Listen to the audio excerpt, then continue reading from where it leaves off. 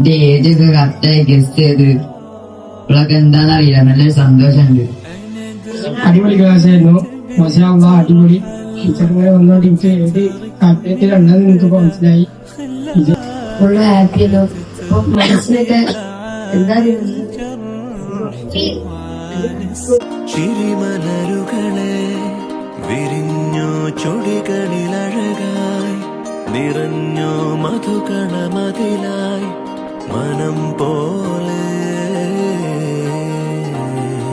ചിരിമലരുകളെ വിരിഞ്ഞോ ചൊടികളിലഴകായി നിറഞ്ഞോ മധുകണമതിലായി മനം പോലെ.